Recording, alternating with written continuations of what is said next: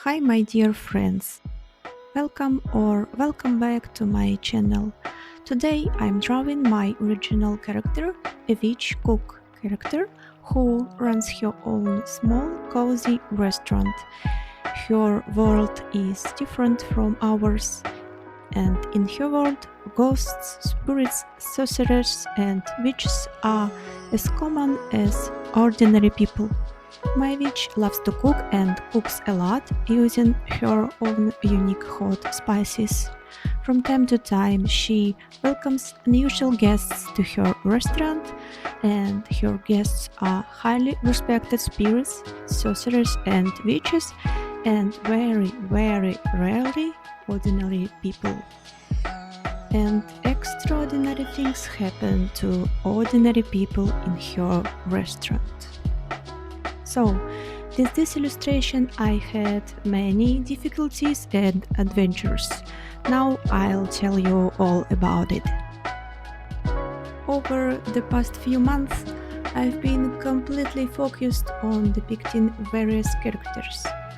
But I've been drawing detailed backgrounds for my characters for quite some time now, more than 6 months ago. So I really missed that process, and I wanted to spend some time working on the background, thinking, experimenting. I wanted to work on the surrounding objects that would tell something interesting, new and unusual about the character, their habits, their life and their daily routine, and also about the traditions of their world, their peculiarities and their cultural characteristics. So, at first I had the idea that my witch should make clay pottery in her studio. I started a sketch, but then decided to put that scene aside for another time, and focused on a scene where my witch is cooking food in a large cauldron in the kitchen. Working on a detailed background is very similar to working on a still life, where you arrange objects so that they create a good composition, rearranging the elements until you're happy with the result. And it was at this point arranging the object, arranging them in the painting, organizing a good composition that I got stuck for almost a week. I completely redid this piece more than 3 times, I think. For example, I changed the level at which the horizon line will be located and how the perspective grid is positioned. I have a 3 vanishing points perspective here. The 3 vanishing points perspective is a perspective where 2 vanishing points are located on the horizon line, and a 3rd vanishing point is above or below the horizon line. This 3rd point adds dramatic depth by causing the vertical lines in the work of photograph to converge, creating a sense of greater depth. I also used the effect where 2 perspective points located on the horizon line are somewhat closer to each other to create effect where the picture or photo is somewhat distorted, and if it was being photographed through wide-angle lenses. Besides, I wasn't sure from the very beginning what angle I wanted to depict this scene from, and I hadn't fully decided what exactly my character should be doing in this illustration. Should she, for example, be peeling or chopping vegetables, or stirring food in a frying pan or cauldron? And I tried different poses to figure out what I liked best for my character, and it took quite a while. Also, as I worked, I realized that I didn't have enough visual information to depict the objects I wanted to include in my work. In particular, I found that I wasn't good enough at arranging round objects in space, like plates, jugs, and frying pans. And I didn't know how shadows and light would fall on their sides. But that's the most interesting part of depicting objects. So I went on Pinterest and collected a ton of interesting photos. This included unusual sake jugs, antique copper and clay pots, and various forms of distinctive Asian stoves and cooking pots. I wanted this to be a very unique kitchen with an Asian vibe because my character has that vibe. Furthermore, the depiction of round objects such as plates and jugs is very sensitive and changes depending on where they are positioned in the frame. Depending on their position in the frame, they will be distorted in a different way. Therefore, before adding plates and jugs to the composition, it is absolutely essential to determine not only the angle and perspective, but also the frame boundaries and composition.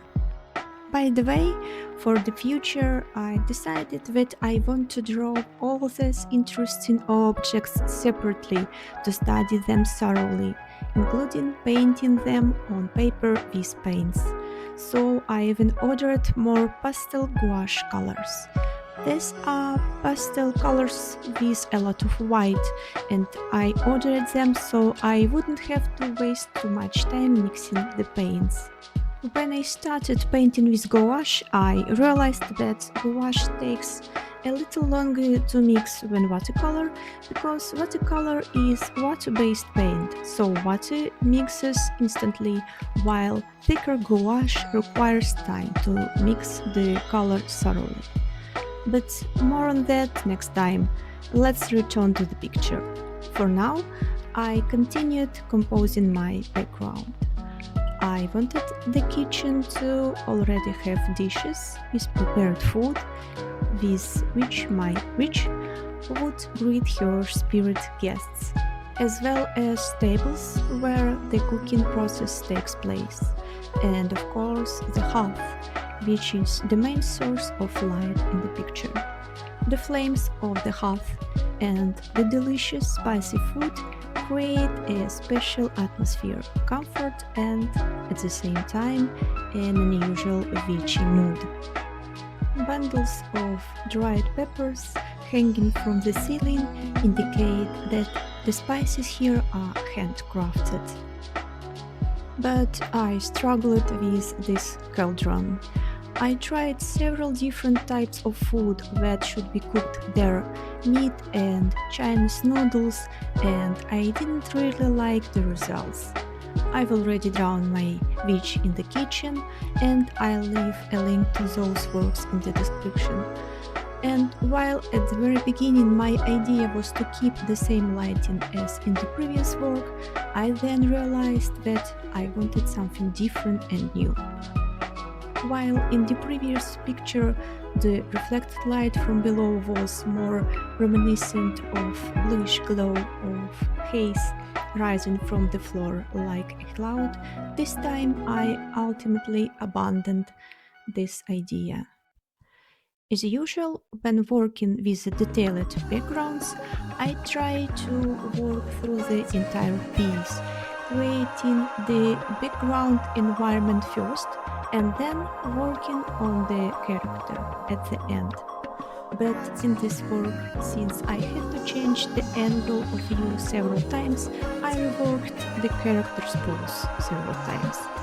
And when it seemed like the work was already half finished, the background was already third out and half done, and it seemed like the work was nearly completed, I discovered that the picture didn't match what I wanted. At some point, I stopped recording the painting process in order to relieve the psychological pressure. That's why this part of this work isn't in the recording. I decided to simplify, to be alone with the picture, to try some new unusual solutions in a calm atmosphere. And it helped. This method worked. In the end, I came up with the idea that my witch is preparing spicy vegetables in a large cauldron. Behind her is a rack with many jugs on the shelves. These jugs probably contain sake or perhaps some kind of pickles. And also in the middle ground is a huge jug, which I really like because it looks like a pot-bellied character. And some unusual drink is probably steeping in it. The main source of light is the hearth and flame, and a diffused cool blue light comes from somewhere in the upper left where the second light source is. There's a teapot already heated up on a small clay stove. In the foreground, on the right, a pile of ground spices is drying on a tray, and on the left some fruit on a plate. The dish is already ready, and the witch is adding the finishing touches, seasoning it with her magical spices. Next time, I'll probably try to include some of her spirit guests in the picture. And that's all for today. Thank you very much for watching. Please don't forget to like and subscribe to my channel so you don't miss the next episode. Have a nice day, everyone. Bye bye.